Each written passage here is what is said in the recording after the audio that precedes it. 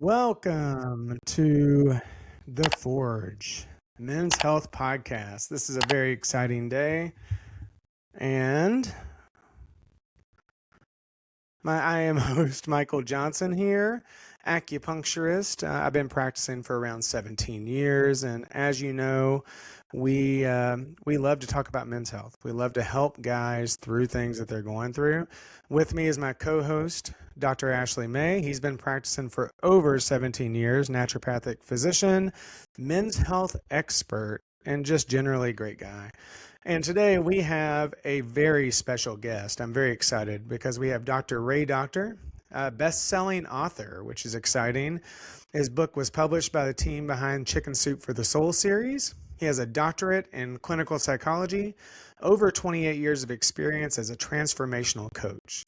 Dr. Ray has shared stages with some of the most influential voices in personal development, like Marianne Williamson, Bruce Lipton, John Gray, and Eckhart Tolle. His expertise has been featured on E! Channel, HBO, KCAL9 Los Angeles. He's been in Psychology Today, Men's Health, Los Angeles Times, and his book is awesome. I've been reading it. I love it. So, Dr. Ray, welcome. We are so glad to have you here.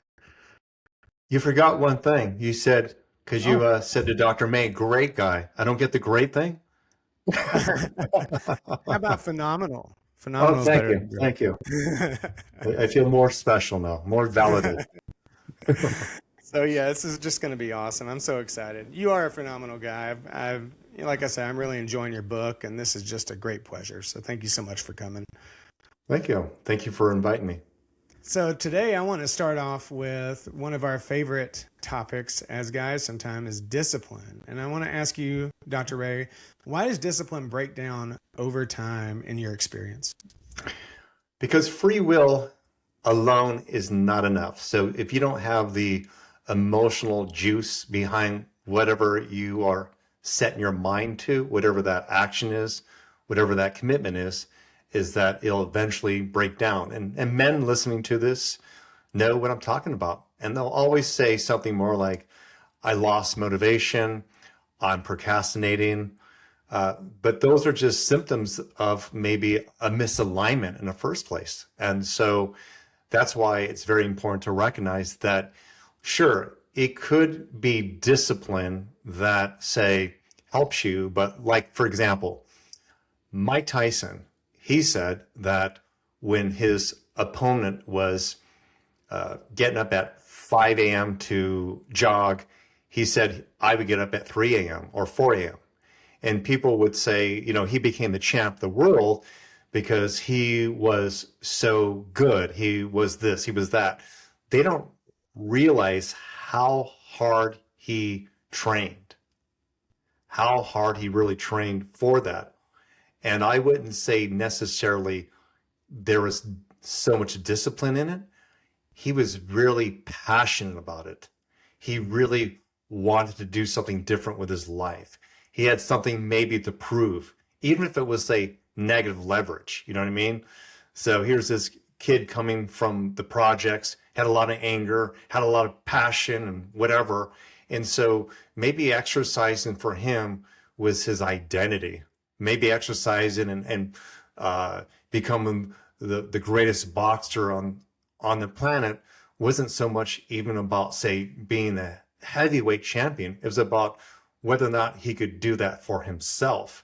But that would be an example. And many of us have moved in that direction, such as when I got my doctorate, that I wouldn't say it was discipline. It was something more in me, like such as working with clients, being able to be in service and seeing that my expertise was helping people.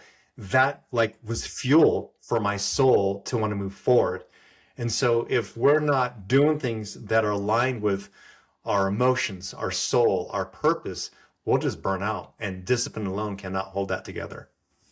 Oh, that's awesome. And that actually reminds me of when I got into Kung Fu, because I used to be 130 pounds or so heavier, and didn't have a lot of discipline because I had no drive.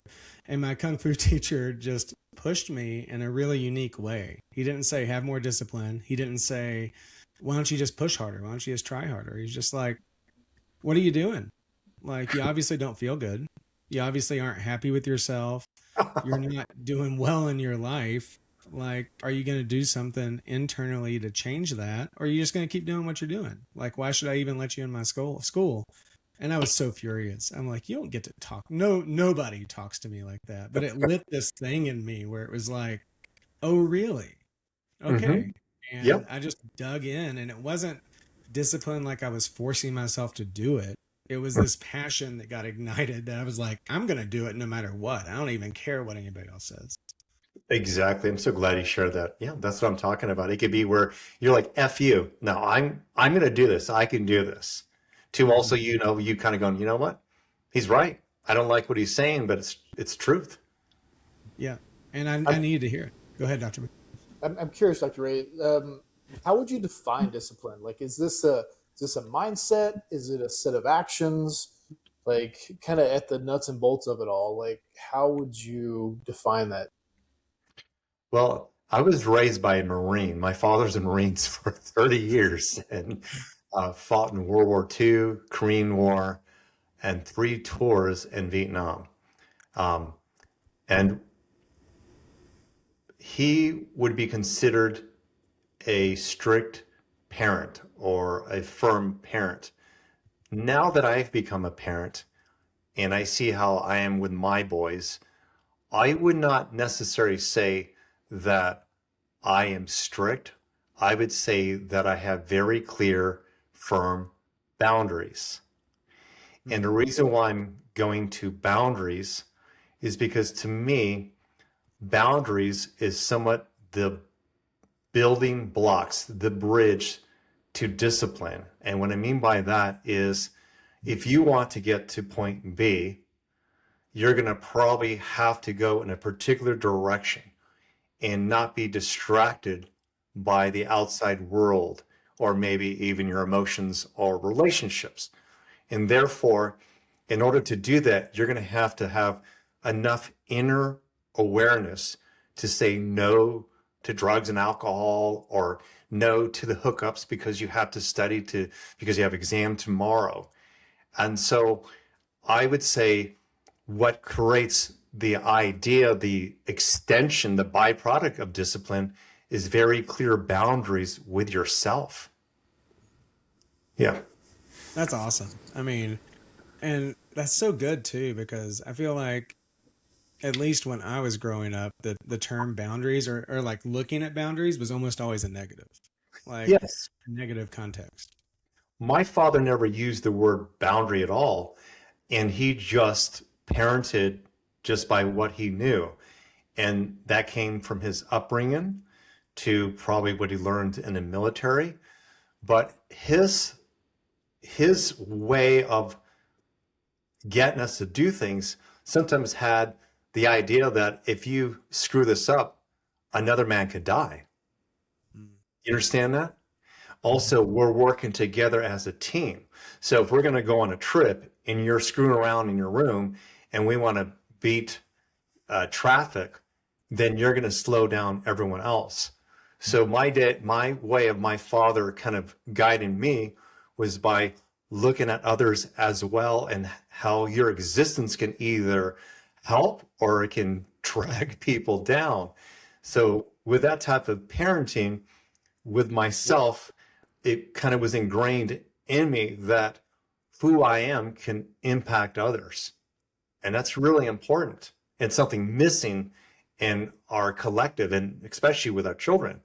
And so when you really realize that, because I think that empathy and compassion has to be taught, that your way of just breathing and your smile or or your frowning or your pessimism or your joy can impact the room. And therefore, I would imagine if we were able to have that self-awareness, how we show up would be really important because it's not about just about ourselves, it's about others as well. And that itself can help create that container for someone to maybe say, look more disciplined or have those boundaries because how they show up whether they're present or not, is going to impact the community. Oh, that's good. I mean, that's really good, and it's just amazing that discipline over time. I remember when I was younger, I was very pessimistic, and I decided to make a different choice. I decided not to be pessimistic anymore, and that took years of reprogramming. But it was almost a discipline in my thoughts, where I'm like, okay, I have to discipline this thought, this way of thinking that nothing ever works out. And instead, I reframed every single time, and it's just so interesting that internal discipline and external discipline, all these different things, like you can really make a difference in your own life and somebody else's life just by these choices. It's amazing.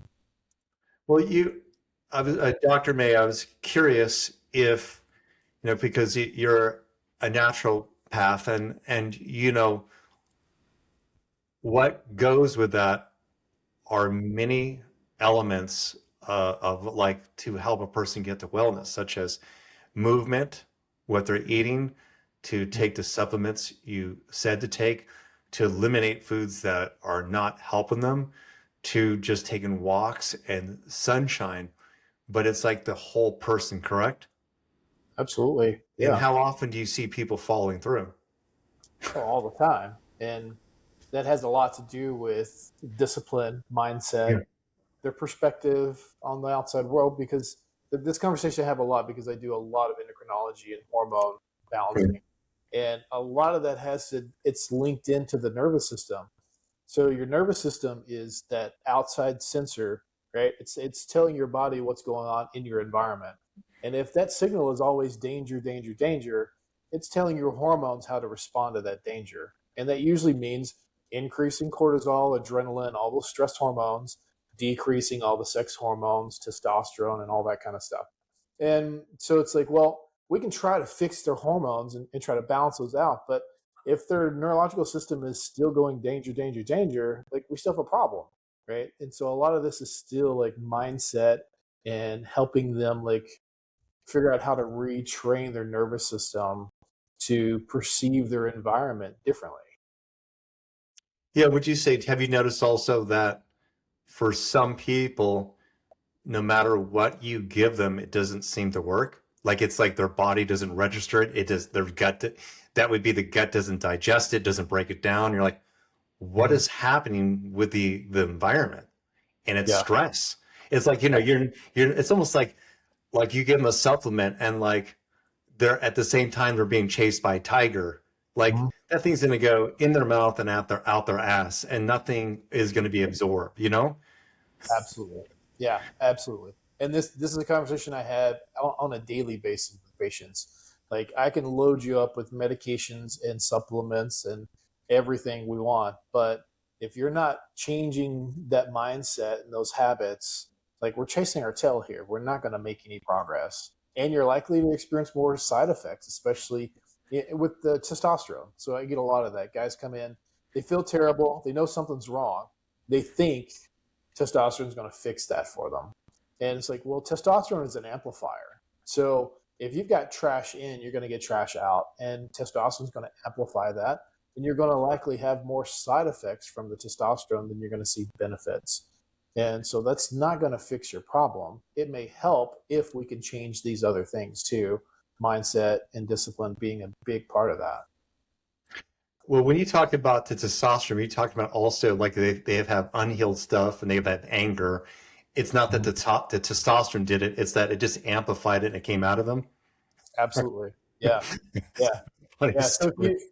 And I've seen this happen, especially Yeah. early on in my career where I thought that, just balancing the hormones would help them. That would be the thing that helped them move in the right direction. And then we could work on all the other stuff later. But I did see a few cases of men who were very angry, at life, at, circumstance, whatever it might be. And testosterone just took them up to another level and they became overly aggressive and Mhm. sometimes abusive. And it's like, well, that was my fault. Like I didn't like teach them like the process that needed to be done to help them actually be healthier during that, and thought testosterone was just going to fix it. And that was not true. I shared with my partner this weekend that I was a steroid user in the 90s. I didn't do it often, but I did it probably, I think, 3 or 4 times. And it wasn't by a doctor, and it was done illegally. And uh, somebody had cut me off, and I just went into rage, and I jumped out of my car, went to their car. Mhm. I opened up the door, and it was an old man. Mm. And immediately my heart sank. I started to freaking cry. So now Mhm. the old man's thinking, this guy's freaking crazy. He's jumping Yeah. out of his car. And then all of a sudden, this man, I was more muscular. And I'm like, I was enraged, starts crying. Like I used to look like a psycho. And in that moment, I caught myself going, oh my God, I'm not this person. And it was that. I was young. I was like 23, 24, pissed off at the world, taken. Well, first off, I was taking steroids because I didn't feel good enough. I wanted more muscle. It wasn't like I needed it, but whatever was dormant below, it came out. And sometimes there's like this backlash, or the idea that testosterone turns like men into assholes. It's like, no, like if you squeeze a lemon, you're going to get lemon juice. You squeeze Yeah. an orange, Yeah. you're going to get orange juice. You squeeze Yeah. an angry man, anger is going to come out. So, Absolutely. It'll take an asshole and just make him a bigger asshole. So it's yeah. Yeah. And I've also seen where I've had men uh, not having any control of their emotions. And I'll say, go get checked. Sure enough, testosterone's low. They get some. All of a sudden, they're able to regulate their yeah. hormones. Like and because these are like chill guys, they're more, they don't have any anger, but they're like, I don't know, like I'm being indecisive. I have low energy. Find myself being over emotional, not able to ground myself. They find Yeah. out that their available testosterone is really low or something. Yeah. It's a great tool. Yeah. If you're doing the work and you need some support, it can be a tremendous tool to help Yeah. you build momentum and motivation to really move the needle. But if you're kind of putting all your eggs in that basket thinking it's going to fix you, it's going to be a rude awakening. Yeah, definitely.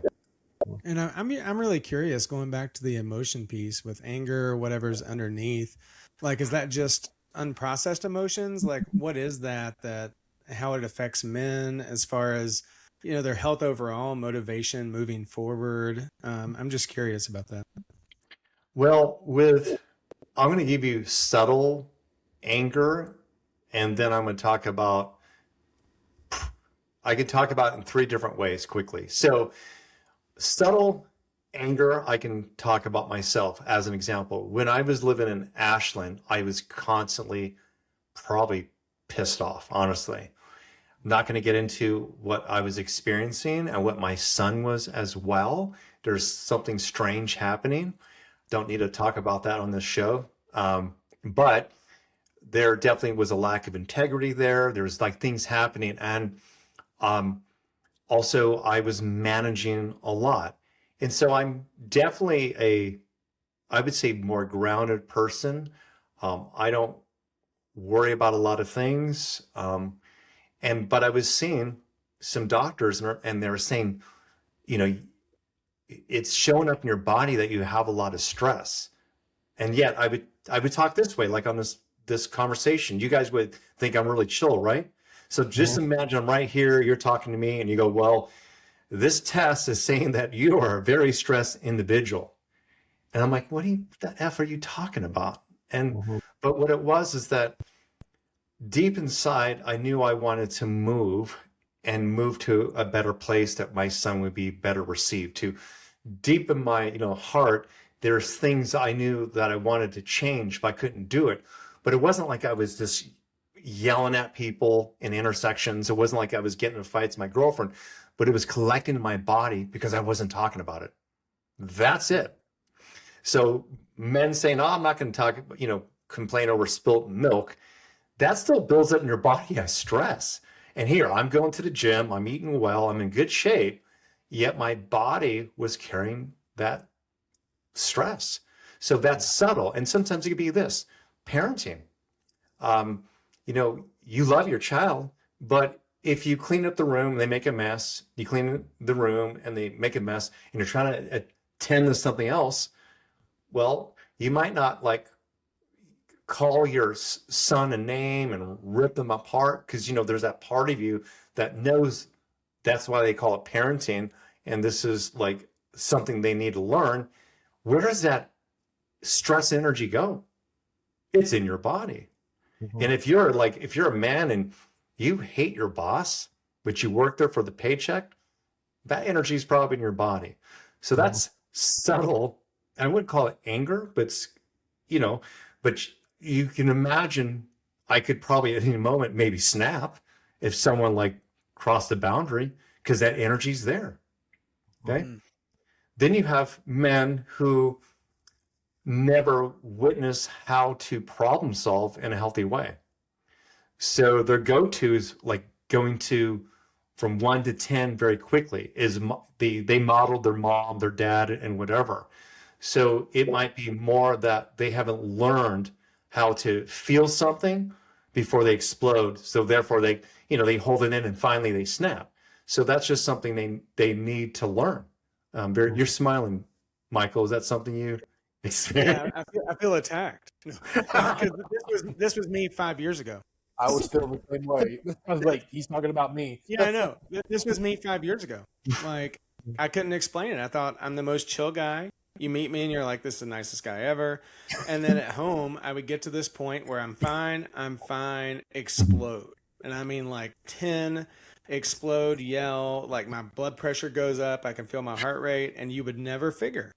And it, you know, and there was just a lot going on. And over time, I've, you know, talked it out. I've worked through a lot of things, and my anger is way, way lower. But for a long time, I would like, you would have never known that I was Mr. Anger. Well, Yeah. you said my anger is really low. I would reframe that by saying I have found more joy in life. Oh, that's actually probably a much better way to put it. Yeah, yeah, because that's the part of it also, and that is if you have both men and women, but we're talking about men, there are a lot of men who have like a low self-worth. And so like imagine if they are trying to be seen or to be recognized. They want to be appreciated by their partner, by their efforts. To a big part of their sense of self is by being validated. To they don't have really good thoughts about themselves, and they might not be an aggressive man, but in time like that, they in a way they are talking negatively to themselves. And you might see this in defensiveness because you don't every day there's these negative thoughts about themselves. So when their partner says, you know, you keep like leaving out your towels or your shoes in front of the door, I almost trip on them, that man might explode. They get really defensive.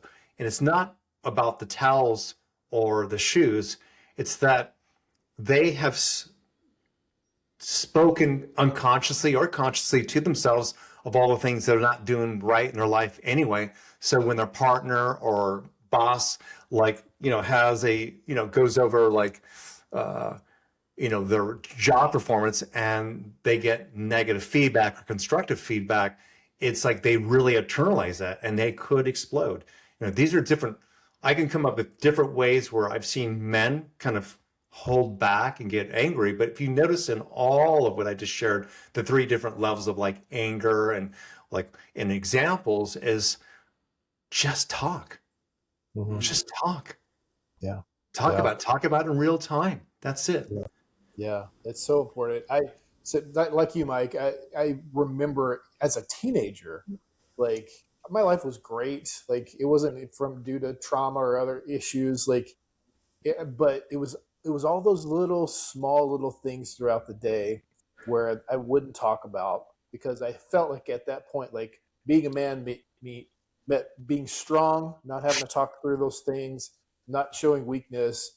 And because of that, that stuff just kept building up. And I remember just feeling intense anger as a teenager and not knowing where that was coming from, to the point where I had to find outlets, football. My parents bought a punching bag because they saw the same thing. I'm just angry for like no apparent reason. And and I needed something. I needed some kind of an outlet there, and not until years later, finding older men to talk through like some of those things, like and figuring out like talking is a good thing. Like getting that stuff out, processing that stuff is good. Otherwise, it's going to build up and it's going to explode at some point in time.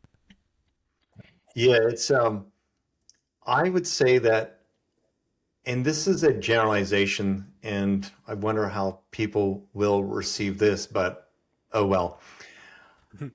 So the way that I know men from my generation and your guys' generation, that the way that you've come to know about life and getting what you want and so forth, the it's typically by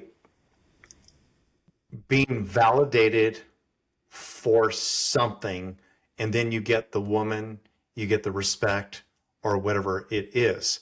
So, as an example, for many men, for them to attract a partner, they have a belief that they're going to have a certain amount of money to provide. That's something that's been put on men uh, in order to maybe attract a woman or have people respect you, that you're going to have build a name for yourself or something like that, uh, or be good at sports. Like there is this idea for many men that in order to get things in life, you have to work for it. Are you in agreement here? Like you have to really work for it. And wouldn't you agree, for most of us, we followed that map. We worked really hard and we didn't get shit. Yeah.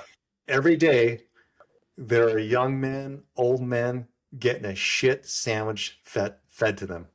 Mm-hmm. A lot of angry men. Mm-hmm. And you can have more men who are out there now going, there's all these feminist women out there where like I'm trying to open up the door and I seem to piss them off. I like is chivalry gone or something? Like they don't know how to be with women. So you even have men like, darn, like I don't know how to be attractive to a woman now. And I'm not saying this is all about being with a woman, but I would say a big source of joy for men is that sensuality, to be able to connect, to have that companionship. And so when we're not able to create that, attract that, like we might feel very unsatisfied with life. And so I'm bringing this up because the work I do, when I work with men, is to help them create a new story that serves them. And what I mean by that is, as an example, there might be a man who actually doesn't feel like they're successful because they never got married, or that all their brothers and sisters got married and they didn't. Like they feel like they're a failure when it comes to relationships just because they have some outdated program that, you will not be complete unless you're married or you own a home. Well, if that is a program that a man has and he never achieves that and he believes that, he'll live his entire life as the depressed, unhappy man. Yep. So, working with men, we have to like be very discerning with what is actually a truth versus a collective narrative that doesn't serve you anymore. Mm-hmm. That's really good. I have this conversation a lot too. Like what you're just talking through, like we often have this perception of reality and this sort of the background talk, right? Mm-hmm. Like what are we telling ourselves about ourselves? And oftentimes that's not really reality. And that's why we need outside perspective to help us like challenge those perceptions, right? Mm-hmm. And so that's great. But again, we get into the cycle because we don't share and we don't talk. That it's just the internal dialogue feeding itself, and obviously you can spiral the wrong way doing that. Yeah, I was actually going to say downward spiral. I've seen a lot of young men, especially, not only young men, but I've seen this a lot in young men where it's like, did everything right, and these women didn't like me, and so Mhm. screw it. I don't even care anymore. I'm just going to become an asshole. And it's like, and it just feeds on itself. And then they're miserable, and then they may treat people bad, and they become more miserable, and it just goes down, down, down. Yeah, it's well, a woman, if she is physically attractive, based off consensus reality, she could be jobless, have a piece of shit car, um, lack integrity, and she's still going to have men approach her. It's just the way it is. Um, that doesn't mean she's a high quality woman, but some of this has to do also with how men are also desperate and would chase the hot mess because of their lack of self-worth, So we also perpetuate this and participate in this, So like if when I come around a hot mess, I run. So, I'm older. I know that, there's not going to be anything I'm valuable there that I'm going to probably learn from that experience. So, but yeah, so we got to create these new life philosophies that serve us, because otherwise we'll keep hitting up against that belief that is like a cracked mirror. So no matter how much we change our face, no matter how much we lose weight or whatever, if we're looking in a cracked mirror, which is like that negative belief, then what you just continue to see is distortion. Mm. And I really like, I feel like what you just mentioned was responsibility, like taking responsibility. At least for me, that's how I took it. When you were mentioning that, yes, this is the way the world is, but then there's like something going on in us that needs to change. There needs to be something happening in here that changes as far as self-worth and value, instead of, all being maybe outward blame. And I really like that because it gives a real sense of purpose and a real sense of like, I can do something about this. I can do something about me, and then it will change things around me. Yeah, it's I talk to many men and mentor several, and whether it's online or like in this conversation, or just over the phone, like I'm really transparent with my life. I'm talking about everything, everything. And so as an example, um, you know, I I do own a couple homes as an example. I do have a great partner who's attractive. Um, I have a great situation with my co-parent. Like on the outside, people would say, you're winning at life, okay? And but within myself, like with my own thoughts and when I sit with myself, I still sometimes will feel unsatisfied. I will still sometimes feel separation from source or God. Uh, and so therefore, because I know that that's my mind, I also know it's not true, but it doesn't mean that in that moment I'm feeling good. But I'm able to catch it very quickly. And even now, I'm going through a certain experience. And I wouldn't call it a midlife crisis. I wouldn't say that I that I'm struggling with it. It's just I'm accepting some things. So as an example, I turned 57 in August, and I'm not retiring. I'm not stopping my life. I'm still kind of creating and doing things.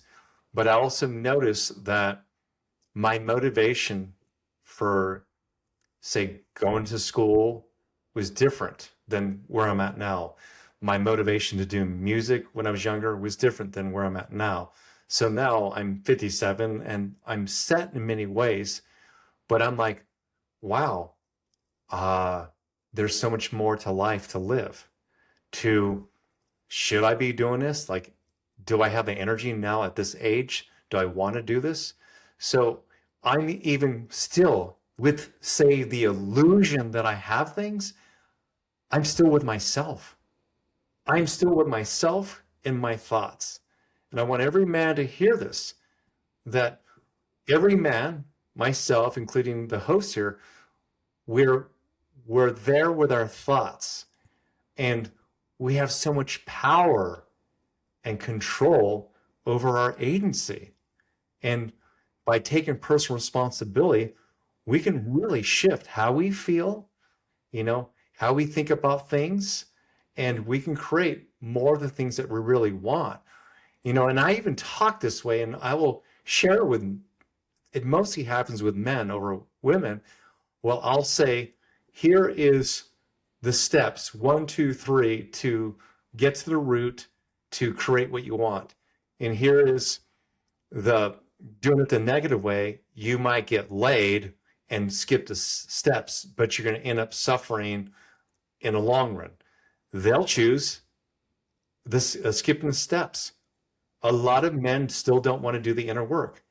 Like still today, I still see men, but as far as, and I hear this from my female friends as well, it's like majority of the people who like seek transformational work and self-development are women. It's still like 60 to 70%. And then maybe you'll see some men come in. I don't know, like Michael, do you see a lot of men come for acupuncture or yeah? Nope. I always joke there's two types of patients. Not always, but mostly there's women and there's the guys who are forced to come in by the women. Well, that's how it's for couples coaching, dude. Yeah. I have the 3 Ps. 3 reasons why men come in to see me: pain, their partner forced them to, or they have penis issues. Like, Yeah. that's the majority. Yeah. Yeah. So I it's a real thing. Like I know I'm hoping that this reaches, men out there, because if they're listening to this, that I know that they're thinking about things more than the average guy. Yeah. And there's this story that women don't want to be with men anymore, or these women are too strong, or they're whatever. It's not that. Women are wanting men to match them emotionally. Women are just wanting men to just take some accountability. Say sorry. It's not a big deal. They're going to love you anyway. Just get over yourself and work on your emotions, and if men can really lean into that, they'd be surprised how they can really create a harmonious relationship, and they can attract women and other things in their life with a lot more ease. When I go to typical, I don't go to many, but like when I go to God, it's been a long time actually, because I haven't been to Los Angeles, and that's where I would see it more. But like the typical guy, like outing, they're talking about what they've accumulated, what they've gathered, money, and it just bores the shit out of me. And I would never really be that interested in those conversations. And it would be guys talking while the wives or the single women were in a different side of the room. And I would always go to that section, because I want to be talking to women who are talking about real things, feelings, to, like not all these surface things. And if it's not about men changing who they are, it's just becoming a little bit more self-aware and reflective, and just have some emotional resilience and understanding. Man, I wish I would have heard this about 2 decades ago. I learned it later in life, but it's so true. I remember when I got to college, I went to college and I'm like, what's a man supposed to be? A man's supposed to work hard and not show emotions ever, because you got to be strong. And to be strong, that means you show no emotion. That's kind of the way I was raised as a Southern boy in Tennessee, and what I took on. And it would have helped so many relationships and so much if I had learned that lesson so much earlier, that it's okay to, experience and share emotions. Like these are good things. It's not just okay, it's a good thing. And, I just internalized for so long until I finally figured out, 5-6 years ago, that way just didn't work. Yeah. I'm curious, when you, and this is for both of you, when you start to see or feel like yourself spiraling like that, what are some practical things that you do, whether that's like changing the narrative or whatever, what are some things that you do to try to stop that and like sort of recalibrate yourself? I'm going to give you two responses. So the first one would be if I'm looking for a band-aid, meaning I'll call the band-aid because it doesn't heal the issue. It's yes, if I see myself kind of going to a negative place, it could be simple as taking a walk. That's happened with my partner who's pretty self-aware where I'll take a walk. That's all it takes. Because because when you're stressed, you cut off your oxygen. So your brain's not even getting oxygen. Mhm. And my brain is not going to help me get through this. It's going to be my heart and my more relaxed presence. So it's taking a walk. There's other techniques that a person can do as well, such as, putting their hands over their heart, closing their eyes and breathing into and I'm sure their monkey mind can go there, but if you practice this at least 5 times, most people will have a visceral experience, such as they'll feel the warmth of their hands over the heart, they'll breathe, and the questions they can ask themselves is, where am I right now? Where am I right now? And the mind might go, you're in this argument, you're pissed off, you're dealing with this other thing. The next question would be, where would I like to be? Right here. That alone is going to calm the nervous system. That's going to center you. So those are little tools to get a person to be grounded.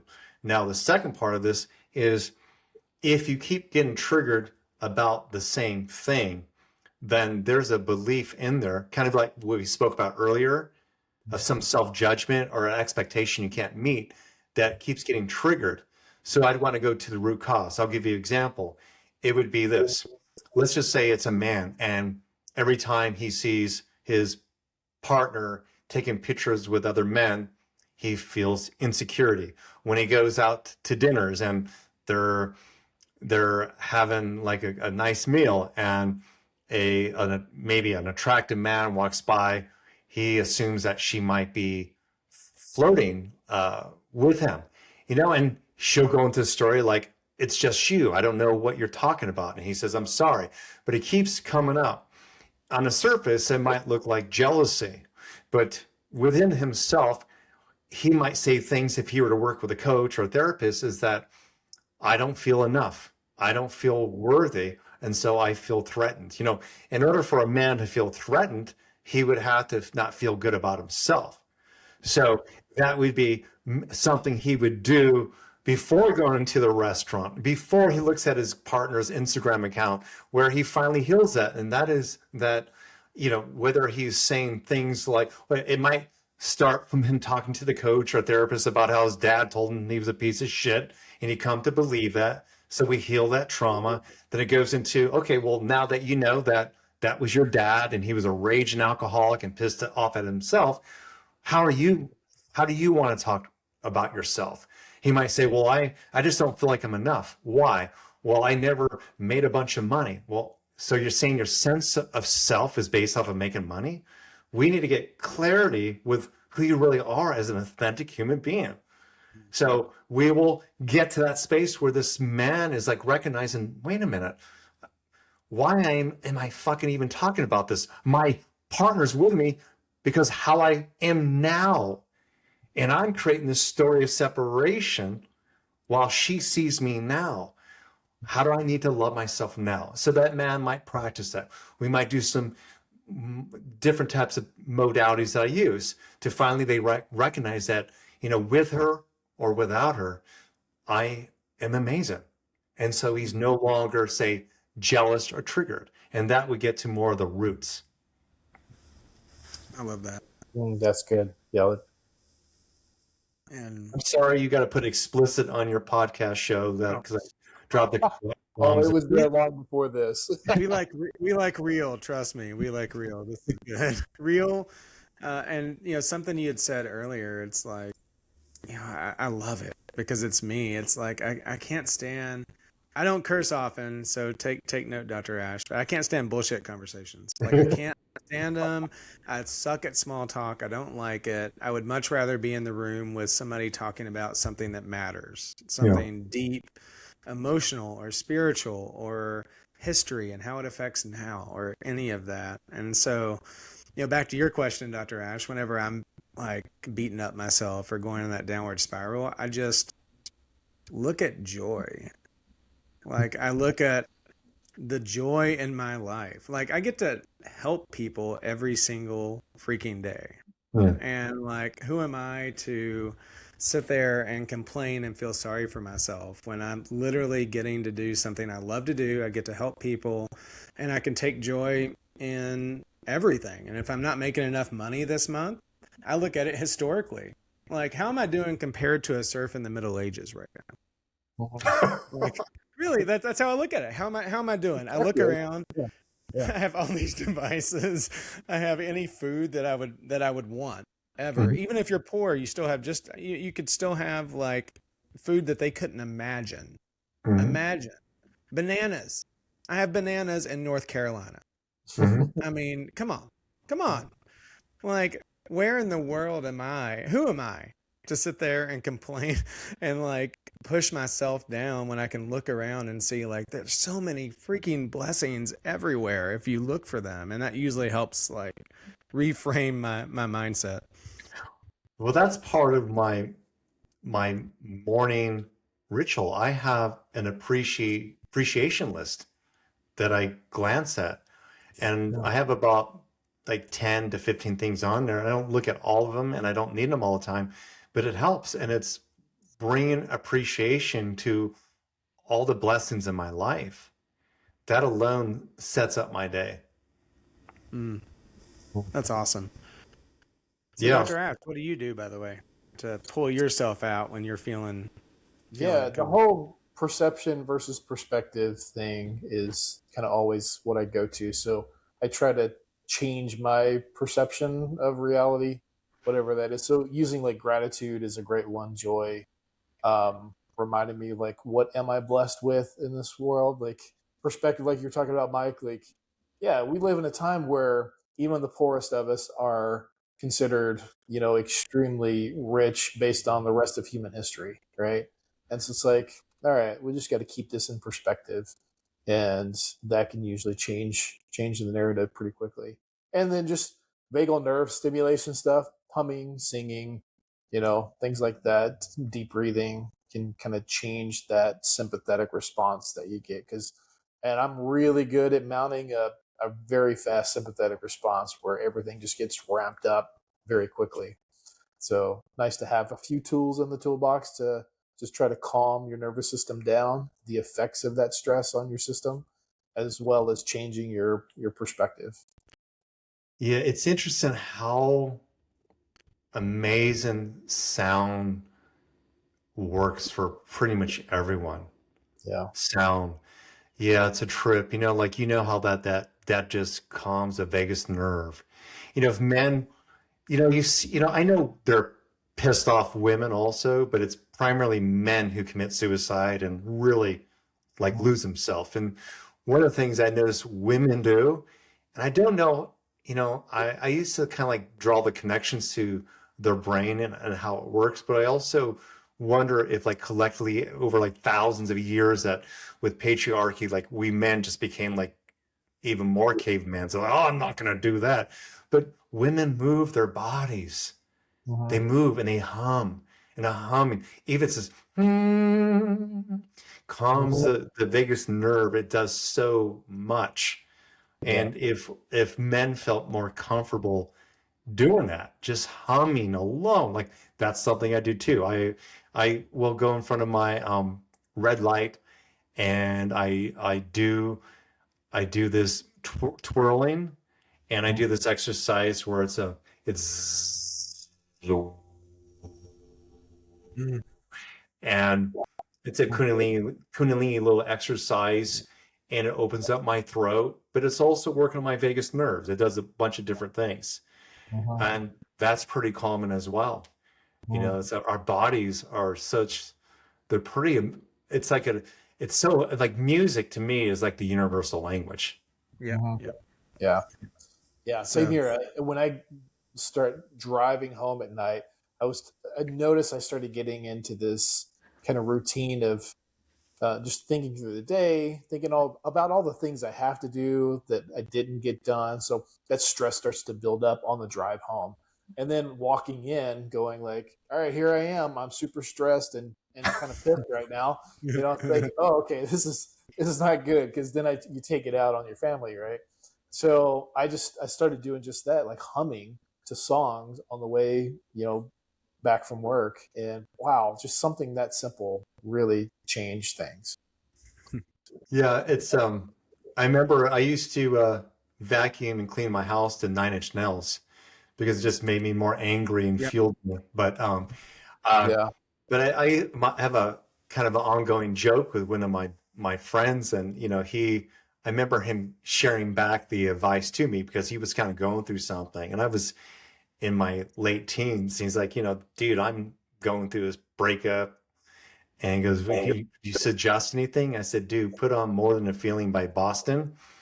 That always takes me there, And then Mhm. sure enough, about fast forward 10, 15 years later, he says, you know what? We were on a phone call. He's like, you know what, dude? Some guy told me a long time ago, this wise guy, to listen to Boston More Than a Feeling. And I went, I'm going to do that. I'm going to do that. And yeah, it's such a great permission slip. Like music just puts you in that space. You Yeah. don't, unless people are just coming there angry or like they're intoxicated, like you don't typically see angry people dancing to music, you Very know? true. That's awesome. You may not know this, but I was a music major for 3 years before I completed my undergrad in psychology. And I figured out not the reason that I love music. There's a lot of reasons I love music, but one of the biggest reasons is that I told you when I was younger I couldn't express emotions, or I didn't think I could, and I expressed through music. Yeah. And so I have all these different genres. I love just about every genre in different circumstances. And it's because it was like this expression of like, I can't express myself, but this is a way to express, whether I'm listening, whether I'm playing. And it was just so cool. So cool. Yeah, definitely art is such a great outlet for, I would say, anybody, whatever that medium is, whether it's painting, clay, music, dancing, gardening.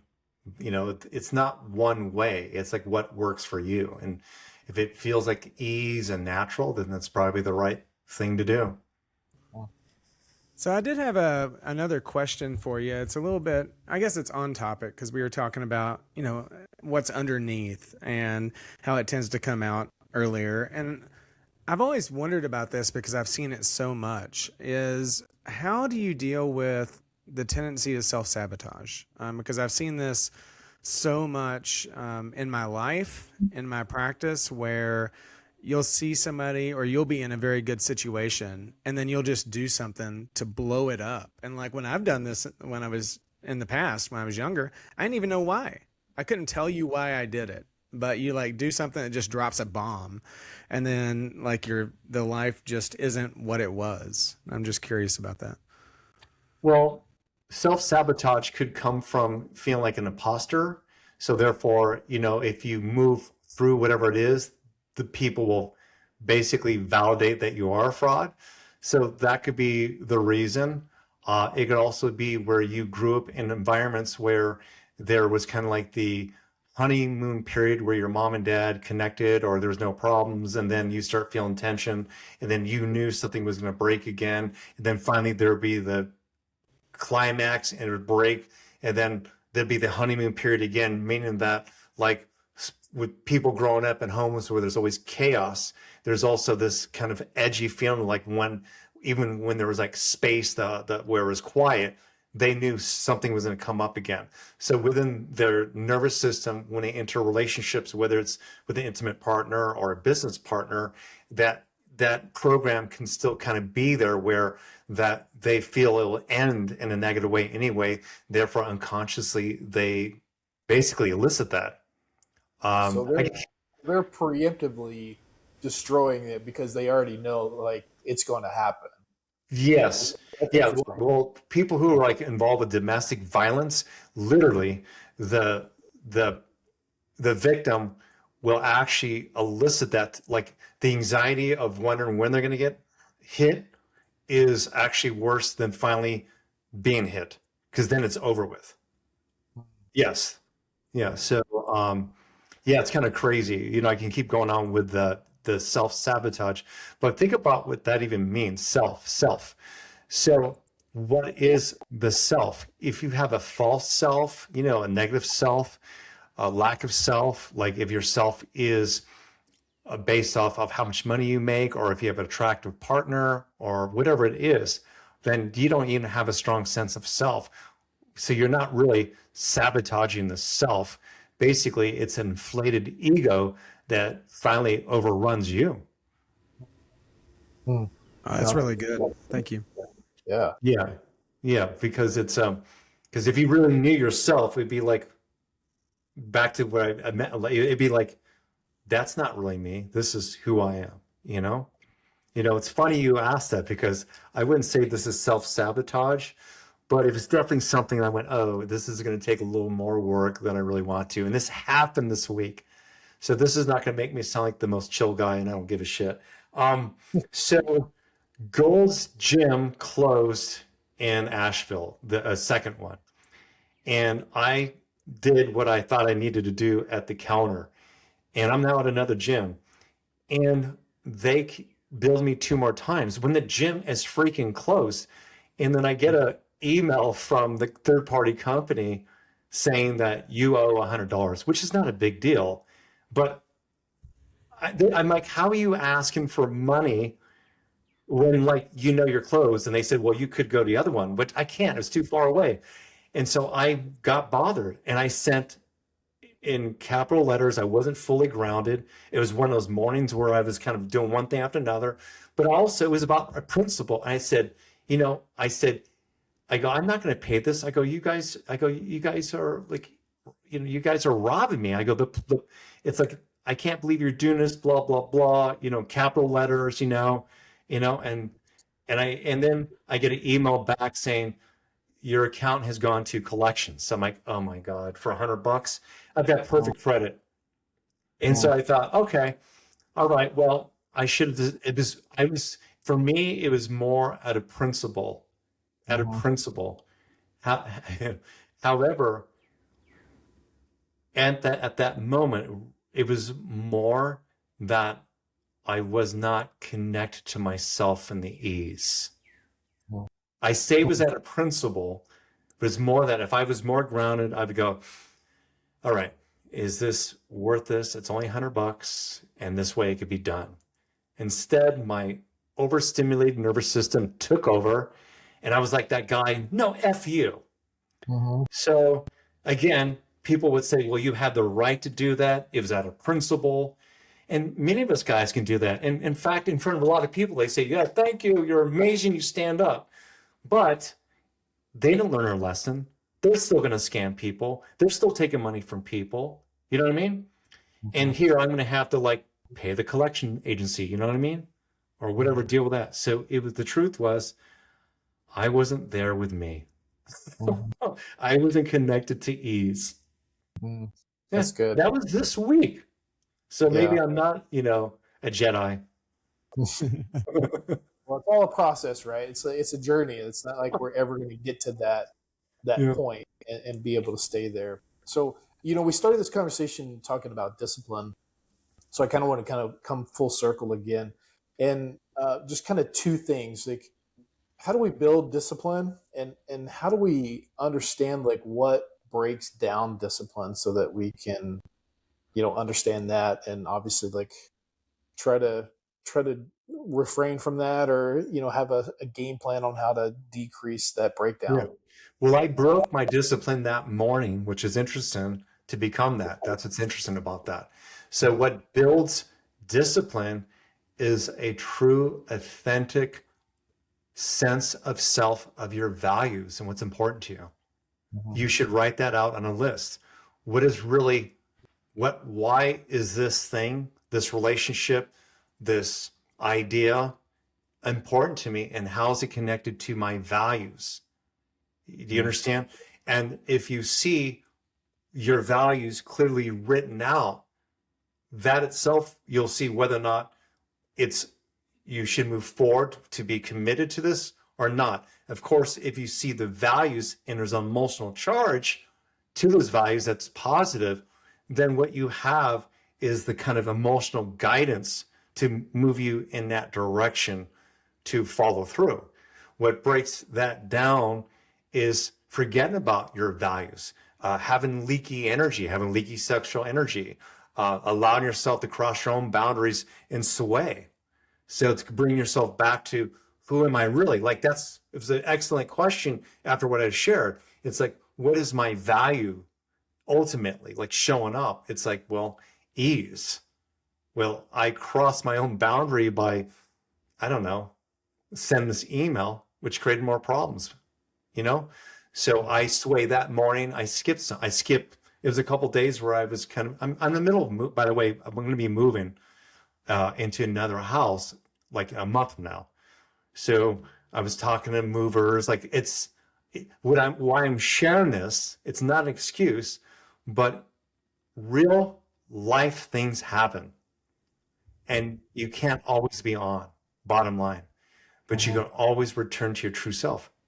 And now I just laugh about it. I'm like, so. Yeah. Yeah.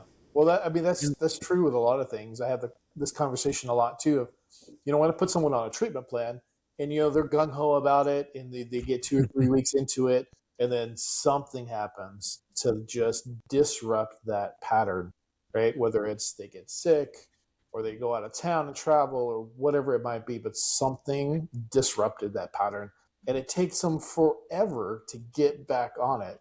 And so you see these huge, big ebbs and flows up and down with their progress because it's difficult to stay on track. And when they get off track, how do you get back on track really quickly, right? So that you can still gain that momentum. Well, what's interesting about that is because I somewhat I haven't responded back. I'm not sure where I want to take this conversation, but there's someone I was working with about 8 years ago and he wasn't really following through with things. And what I shared did come to fruition. Like his now ex-wife is mentally ill. Like it's really bad, but he wasn't moving forward with the certain things that he was supposed to do. Then I saw him a second time and same thing. And when you sometimes see patients where they don't want to really do the work, or it seems like you want to work harder than them, it's not that fun. It's not that exciting to work with them. And I will admit that. And so this third time around, he reached out to me and I said, why? I go, can you convince me that you want to do this time? Because there's always a fire for you to put out. There's always another time. I go, you are like a people pleaser. Like we did this human design and it showed that being the shadow. And I said, so there's always going to be something to pull you away from you. And so we did this session. That was this week.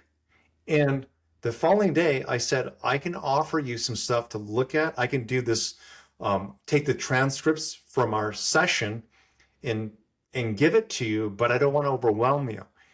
Crickets, nothing. 2 days go by, and I guess that's your response. Then he said, oh, my daughter's, something else happened.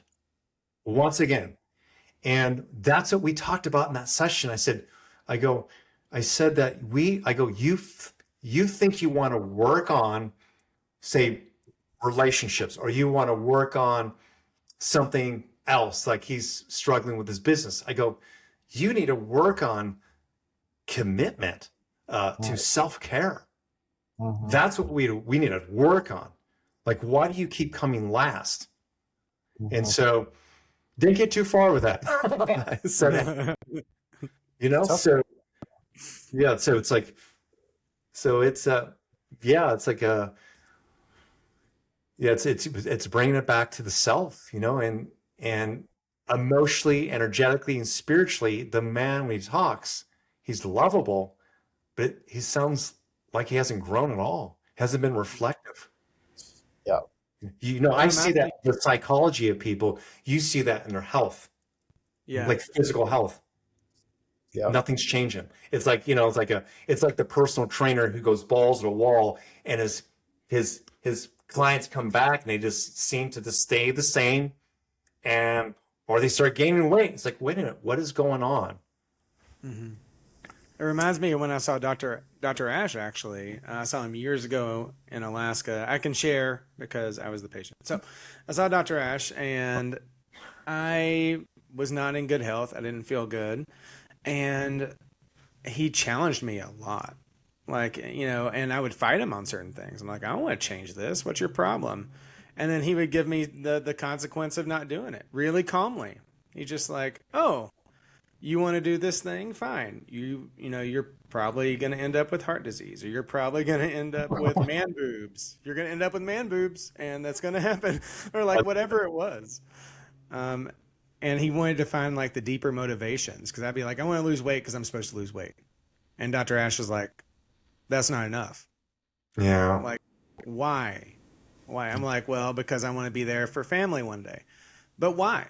Like, why does it matter? And he just really, really pushed to like, there's the physical layer, but he would push on like, you have to have more motivation than just, I'm supposed to lose weight. Yeah, Dr. May, that's exactly what I was talking about. You found his personal values. That was it. That's a springboard of that. To get really, why is it important? Because otherwise you're just going to give up on it. And honestly, be visceral, be very real about that. Like speak the language of a man, because that, no man out there wants to have man boobs unless they're transitioning. Yeah. So, Yeah, very true. Yeah, finding what that internal motivation is and really digging into that definitely helps. So yeah.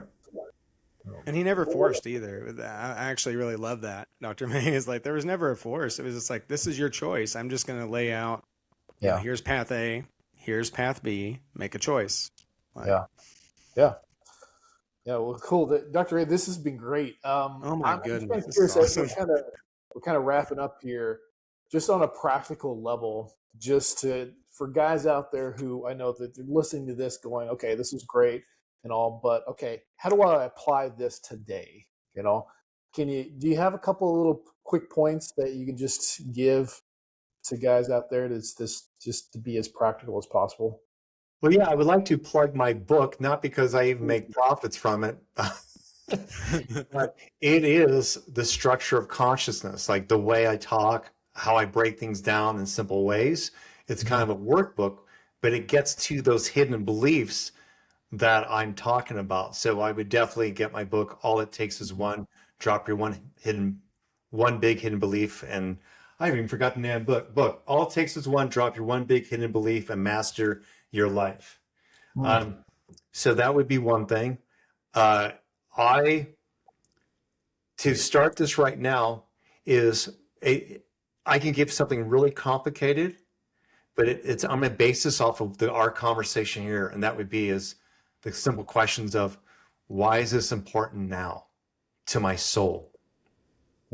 Why is this important now to my soul? Just keep it simple. Write that down. That would be enough. Because when you start talking to your soul, you start connecting to that, that's when life gets real. And then because if you don't even have a connection there, it doesn't matter what I say. That's good. I like it. And for everybody listening, by the way, we are going to have links to the book in our description, and also a pattern blueprint. And it's just awesome. It's just so good to have you here. What a great conversation. I'd love to have you back sometime, because I feel like we just scratched the surface of all this. Yeah. Thank you. Yeah.